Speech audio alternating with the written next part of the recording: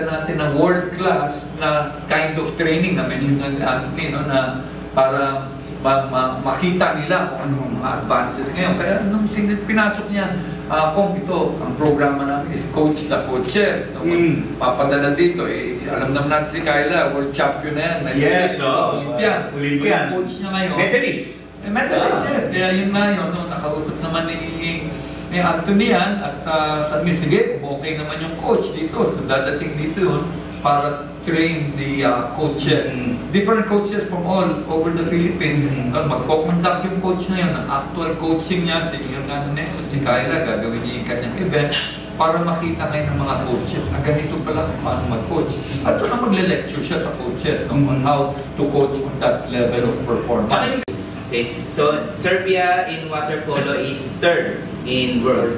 Okay, so kaya sobrang exciting tong team namin ngayon, and hopefully makamit namin kung ano yung pinaka-ultimate goal namin this year, and hopefully next year or sa upcoming Asian Games, it will be our first time, or it will be the first Philippine appearance in the Asian Games. Galing! Okay, right, actually na ating pinag-aandaan from PSC, no?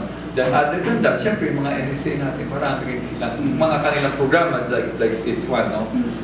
Mabalik lang yung kanina na mention mo, meron kasi project na ni Charlito. Kahapon gamitin namin yung IT naman, na yun, with regards to makikita mo yung record mo as an athlete ka. An athlete kapag nag-ano ka doon, mag-subscribe ka doon sa app na yun, piso lang per day yun, makikita mo ngayon yung performance mo as an athlete. So I guess yun, mag-gauge mo, then you can compare it. Iba, aside from sa mobile apps, di ba? Parang gano'n, no? Wala naman siya na apps na parang makikita mo, but we still don't know the details of that. Maganda but yun. It's something na pwede rin tayo, kasi pag in-approve namin yan, sige, pwede yung platform na yun, makikita rin namin ngayon. Aside from itong specific for swimming, siguro yung mga ibang sports din, makikita rin namin ngayon yung mga tournaments sa pinagsasalihan ng ibang MSA, makikita rin namin kung sino yung mga athlete, performance sila, ganon. So, in terms of monitoring, hopefully, we should be able to, as PSC, ma-monitor rin yung mga performances. Maganda sana kung may ganyan na sila Anthony magre-report sa amin. May target kayo na date or may target kayo year na may launch niya? Meron na yan dito, di ba? Na meron na silang IT na ganyan, app, pagka yung ka-meeting natin. Initial talks pa lang yan. Oo nga, pero if they have an IT nila at yung app na yan at ma-finalize, ma-clear at ma-approve namin yan, pag napasok yan, pwede na madali nang i-roll out na yun. Congressman Eric Buhain Cup. So ang entry, wala pong entry dito, free. Okay. So first come, first serve yung registration. So open na yung registration. Open na po.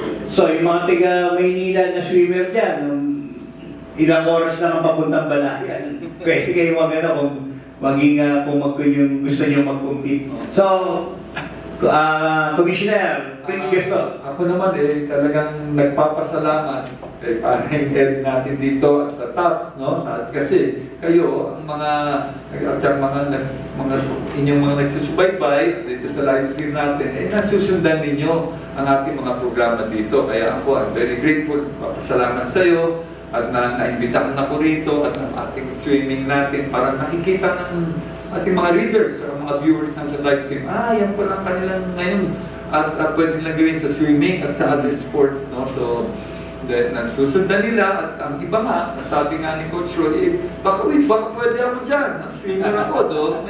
At least na ano yung kanilang namumulat, ng pag-isipan at saka siguro, mabibigyan sila ng incentive at saka motivation. Tutuloy itong swimming ko, meron palang ganyan dyan, no? And in the other sports also, kaya yun. So, always, ginagagal ako pag ikaw ay nag-iimbita dito para mag-ulat ng ating mga programa.